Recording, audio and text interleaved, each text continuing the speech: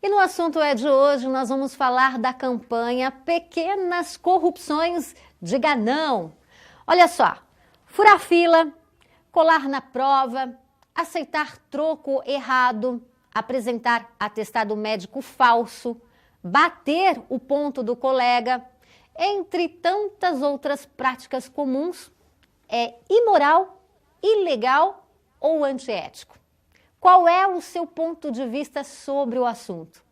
Bom, foi pensando em conscientizar os cidadãos para a necessidade de combater atitudes antiéticas ou até mesmo ilegais, que por fazerem parte do cotidiano são culturalmente aceitas ou têm a gravidade ignorada, é que a Controladoria Geral da União lançou a campanha Pequenas Corrupções, Diga Não.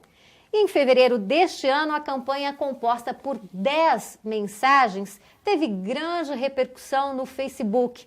Foi visualizada por mais de 7,5 milhões de usuários da rede. Os posts das imagens, que você vai ver agora aí na sua casa, contou com mais de 135 mil compartilhamentos e mais de 13 mil curtidas. Embora a forma mais visível da corrupção seja aquela que envolve a má utilização de recursos públicos, é importante lembrar que as pequenas falhas éticas com as quais nos deparamos diariamente, como sentar em lugar reservado no ônibus ou no metrô, falsificar carteirinha de estudante, roubar TV a cabo e por aí vai, também devem ser tão repudiadas quanto desviar a verba da merenda escolar, por exemplo. Bom, para que a gente possa fomentar uma discussão acerca deste assunto, é que o Comunidade convidou Gilson Aguiar, ele que é jornalista e também cientista social, e a Gisele Campelo Rodrigues, que é professora de Direito Penal aqui da instituição. É um prazer recebê-los no Comunidade nessa tarde para a gente falar dessas pequenas corrupções. Tudo bem, Gisele? Tudo bem. Primeiramente, o prazer é todo meu estar aqui. O convite foi... Estou muito honrada com o seu convite. A gente conversar aqui um pouquinho sobre esses pequenos atos que a gente costuma se esquivar de nos responsabilizarmos, né? A gente vai deixando um pouquinho. Em geral, a gente critica, mas acaba fazendo também. Então, conversar um pouquinho sobre isso. Verdade. Muito obrigada. E aí, Gilson, eu queria agradecer bem? o convite mais uma vez. É importante a presença da Gisele também, que é uma companheira de trabalho de muitos anos. E é gostoso trabalhar com esse tema. Eu acho que é um tema que envolve o brasileiro, a relação dele com o Estado e a relação do brasileiro com o brasileiro em si. A gente não pode esquecer que a gente está numa sociedade onde todas essas discussões, o não pode isso, não pode aquilo, não pode aquilo outro, a gente não pode separar, né? A corrupção, ela não é um elemento compartimentalizado, né? O que corrompe aqui não corrompe ali. Eu vou tentar, depois, no meio da discussão, a gente trabalhar um pouco melhor isso, mas a gente tem uma ideia de cultuar a corrupção como o comportamento que a gente busca às vezes, né? O bom homem é corrupto para alguns, a gente vai tentar entender um pouquinho isso na nossa conversa. Agora, o que a gente gostaria de saber é o seguinte, essa campanha, a repercussão foi grande, mais de 7 milhões de acessos, né, de compartilhamentos das imagens que foram lançadas, das mensagens que foram lançadas pela Controladoria Geral da União. E a pergunta que não quer calar é, causa estranheza tanto compartilhamento de algo assim ou deveria ser muito mais rotineiro, comum, a gente cuidar dessas pequenas falhas, desses deslizes? O compartilhamento, eu acredito hoje que ele tenha ficado na esfera do curtir e compartilhar. Não virtual. A pessoa, não ela, da prática em si. Exatamente. Faz o que eu digo, é o politicamente correto. O brasileiro adora o discurso do politicamente correto. Eu sempre me posto como alguém que faz as coisas certas. Ainda mais nas redes sociais, sociais, não penso, né? Nunca penso, quando eu for agir, será que eu estou me conscientizando disso?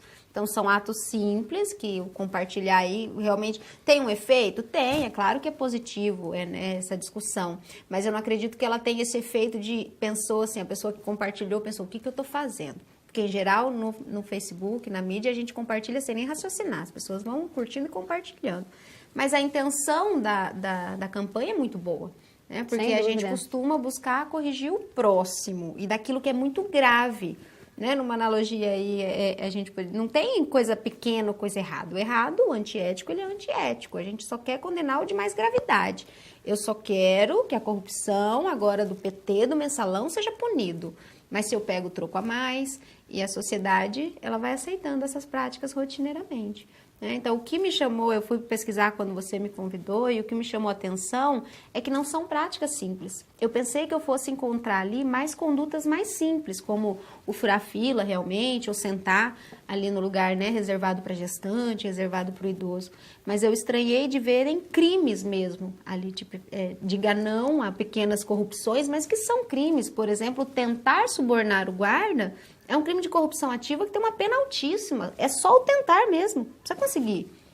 O crime fala no tentar. A TV a cabo é o furto de energia elétrica, é comparado também à TV a cabo, o gato, o popular gato. Isso, o popular gato. Então, não são condutas simples. As condutas que são ali incriminadas são condutas que têm, em média, pena de 1 a 4 anos, são penas severas. E a gente está tratando como pequenas corrupções. Também a gente está banalizando esse sentido um pouco.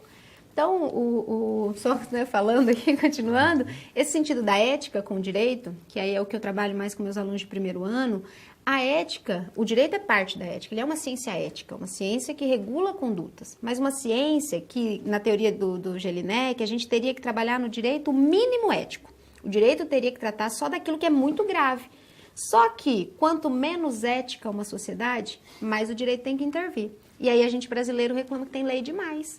Mas se tem lei demais é porque nós estamos sendo cada vez menos éticos. Então, se você pensar há 30 anos atrás, eu não precisaria de uma lei para dizer que você tem que levantar para um idoso sentar. Hoje eu preciso, porque senão você não levanta. Então, nós somos cada vez menos éticos. Então, o direito ele vai inflar mesmo. E aí a gente reclama que tem muita lei, mas a lei realmente também não é aplicada. Porque eu acompanho deixo essas condutas permanecerem. Por exemplo, de pedir, né, nota fiscal, de não dar nota fiscal. Muitas vezes a gente se sente constrangido. Posto de gasolina é padrão. Ele olha para você e pergunta, você quer nota? Você não tem que perguntar se quer, você tem que dar nota. E às vezes nós nos sentimos constrangidos, tipo, vou dar um trabalho para a pessoa, por que tá perguntando que eu quero nota? E muitas vezes fala, não, obrigado. Mas você tem que exigir a nota. Né? Então são comportamentos gravíssimos, que me assustou quando eu fui ver a campanha, porque eu tinha visto os compartilhamentos, mas não tinha me atentado que são condutas muito graves, não são condutas tão simples. Bom, a Gisele está aqui para falar do aspecto legal dessas condutas e o Gilson para falar um pouco do aspecto social, né, do comportamento, da ética, da moralidade que se insere nesse contexto que a gente está falando dessas pequenas corrupções, dos pequenos deslizes, né, Gilson? O grande problema dessa discussão da corrupção é o ambiente em que a corrupção se constrói. A gente não pode esquecer que numa sociedade a ação de corrupção implica uma parceria. Né? O corrupto nunca está sozinho. Né? A gente fala, a pessoa tem uma atitude de corromper, mas a corrupção é uma construção que a gente tem. Primeiro, um ambiente que nos estimula. Né? As pessoas constroem na corrupção uma naturalidade que não foi criada com elas. Né? Ninguém tem no gene a corrupção. Nasceu com a prática de corrupção que passou pelo pai e pela mãe. Sempre vai ter o vilão e o mocinho, né, nessa história. Eu acho que todos nós somos meio bandidos, mas como a Gisele falou, a gente é camuflado na ideia de que estamos apontando para alguém que é sempre aquele que vai ser considerado o culpado. E isso nos isenta de ter que assumir as nossas próprias culpas. Né?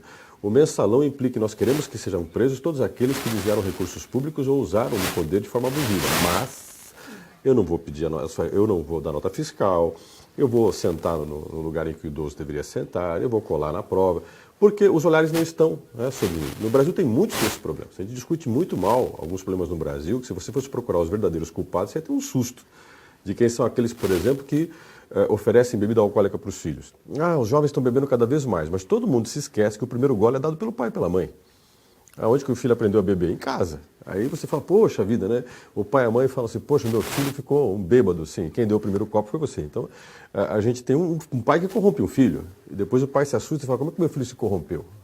Quem construiu a corrupção é um ambiente que você considera que é um ambiente de proteção.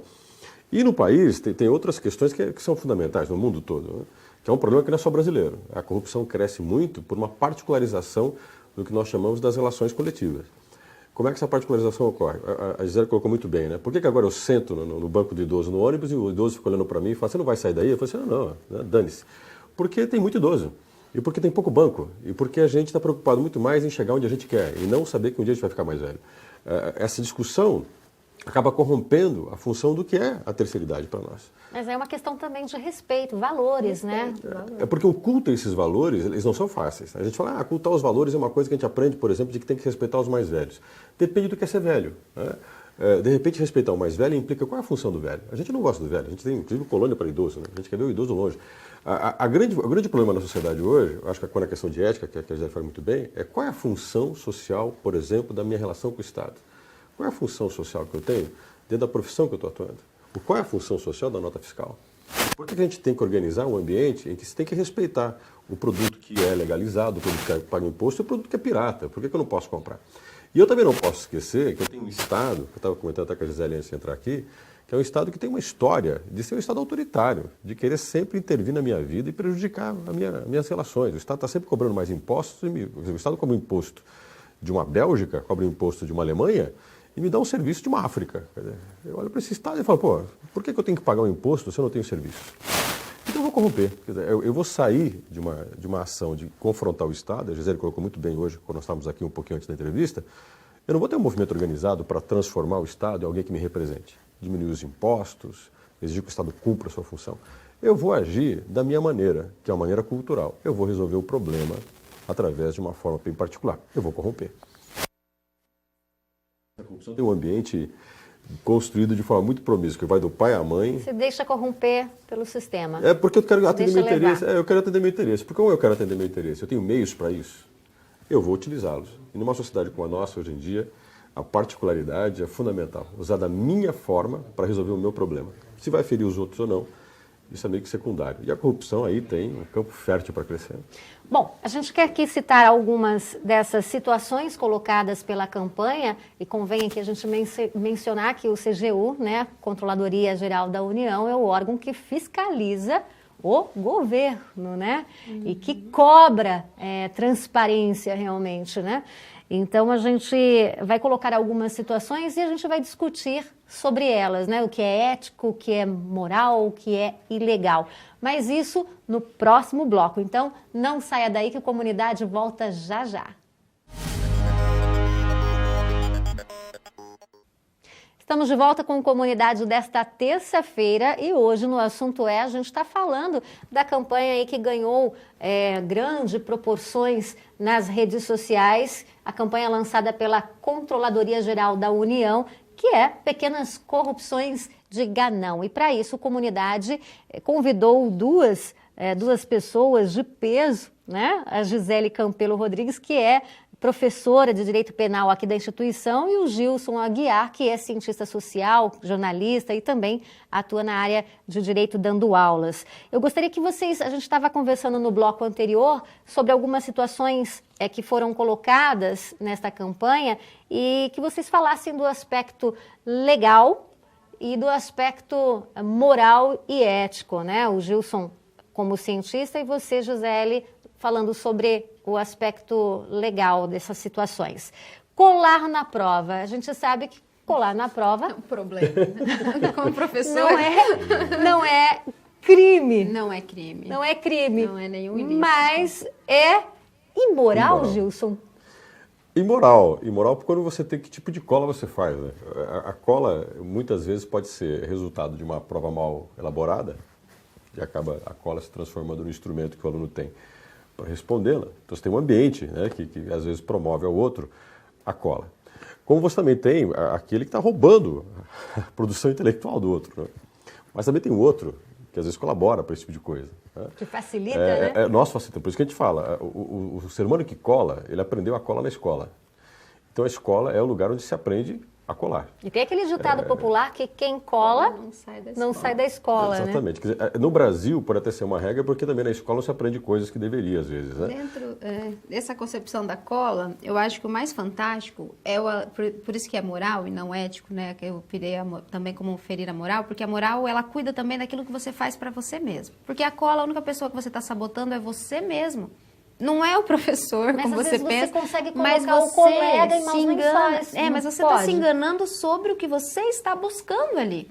Então é um aspecto, ele é contrário é uma corrupção de si mesmo. Porque você está se enganando. Você não tá, porque o professor não se prejudica com isso. O professor se sente talvez ofendido, mas ele não se prejudica. Porque a ética, né, ela vai tratar do âmbito, e o direito pega do que eu faço quando eu deixo de considerar o outro como alguém igual a mim. Porque eu acho que eu posso ofendê-lo e ele não tem direito de achar ruim. Então eu fico com o troco dele. Você, né, uma das questões é ficar com o troco a mais. Então, a ética, ela fica para esse âmbito do que eu trato com o outro sem considerá-lo igual. Porque se você considerar igual, você não passa para trás. Se você partir do princípio que um outro é tanto quanto você não vai tentar passá-lo para trás. Então, esse é o âmbito da ética. Aí o direito vem cuidar do mínimo ali disso para ver se a gente consegue ficar em sociedade. É isso que a gente busca. Mas tem um dado que a gente tem que levar em consideração, que a sociedade de hoje, enquanto que o direito vai primar, porque a gente tem que ter uma relação entre iguais, a gente tem uma sociedade que cultua ser diferente. Que a cultura eu me dá bem. A ideia de que temos um comprometimento com a educação e que a cola pode, né, destruir essa produção que é a produção do ser qualificado, qualitativo, a pessoa que um dia tem que ter competências para poder exercer sua profissão, a ideia é a titulação que vai me atender, ela não está vinculada efetivamente à minha eficiência. Nós estávamos comentando ali do Miguel Reale, que fez participou uma vez do Volta Redonda, do Mesa Redonda, né, do Roda Viva, lá, né? Na TV Cultura. Há mais de 10 anos, acho que 10 anos atrás, ele teve uma participação lá que ele falou exatamente isso. Quer dizer, os nossos alunos hoje estão cada vez mais despreparados, desqualificados. E qual é um dos instrumentos que eles têm para fazer todo o ritual de passagem dos anos? Colar. Então, quando eles colam, e quando eu falo deles, não estou falando só deles, é no dia a dia. As pessoas procuram ter aparências do que elas não são. Se você sair à noite, você vai encontrar garotas de 16, 17 anos, que você olha para elas, elas estão vestidas como mulheres de 22, 23. Estão colando. Estão passando uma fase. Bom, a gente não tem muito mais tempo, porque o programa passou assim voando, né? A gente nem sentiu o tempo passar. Eu só gostaria de citar um outro exemplo, né? Apenas para que a gente possa concluir rapidinho esse nosso debate aí em torno dessa campanha. Apresentar atestado médico falso. Trabalho é complicado, né? O Código Penal tipifica o médico dar atestado, isso é crime. O médico que emite um atestado falso. A pessoa usar desse atestado aí não é crime, mas no contexto trabalhista é uma justa causa aí para demissão. Então tem punição também. E é um contexto, em geral, as pessoas solicitam ao médico, né? O senhor não emite? Para o médico é crime emitir. E para a pessoa que usa, ela tem esse engodo, poderia ser até uma fraude, poderia ser utilizado para um golpe, como estelionato, mas no caso aqui, em geral, pensa-se no trabalhista, aí seria um motivo para justa causa, o patrão, né? Poderia pegar uma improbidade ali, um motivo para justa causa. E pegando carona nesse mesmo assunto trabalhista, bater cartão ponto do colega. Exatamente. Também não pode, né? Também não pode. Também é uma impropriedade aí que dá sentido não é crime, à justa causa. Mas não é justa crime, causa. Mas tem punição em outros setores, porque o crime é a punição mais severa, né? Mas tem outros setores também que punem, como o trabalhista, o civil, a gente vai punindo aí. Nesse aspecto... eu desdobraria o que a Gisele falou. É antiético essas duas situações? É antiético porque se você pensar que a ética, de vez em quando, é a estética do bom comportamento, e o comportamento tem que ter uma função social, e o comportamento ético implica em você primar por valores funcionais, valores importantes para a sociedade, você imagina o que são os médicos que muitas vezes dão atestados falsos e médicos que são falsos,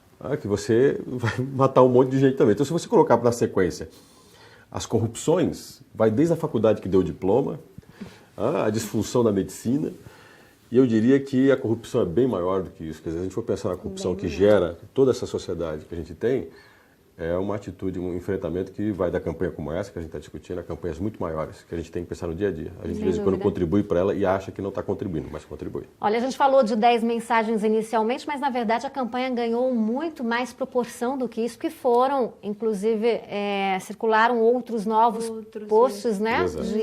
De outras situações que fazem parte desse contexto de pequenas corrupções. Bom, a gente vai praticamente encerrando o programa de hoje. Gostaria que vocês fizessem as considerações finais, então, já que a gente falou dessa campanha. Primeiramente, agradecer por estar aqui com você, o convite. É uma honra falar desse assunto, porque eu questiono o ser humano. Eu acho que aqui a gente está questionando o nosso comportamento, o nosso dia a dia. Às vezes eu me coloco como uma pessoa ética, centrada, respeitosa, mas na hora ali de um apuro, de uma certa, né, eu acabo desvinculando o meu comportamento. Então, nós reclamamos demais e fazemos de menos. Então, é uma campanha não só para você compartilhar no Facebook, mas uma campanha para você refletir a respeito. Então, realmente, vamos refletir.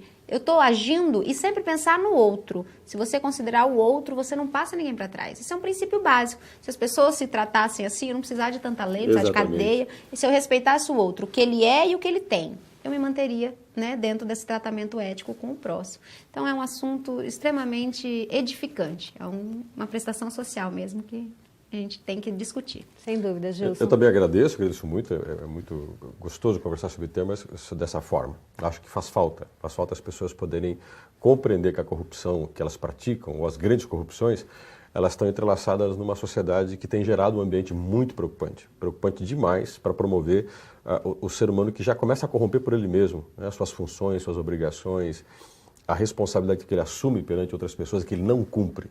Vou pegar novamente a questão da família, que a gente fala tanto da família, né, dos pais. A gente, quando vai ser pai ou vai ser mãe, nós estamos assumindo um compromisso com outra pessoa.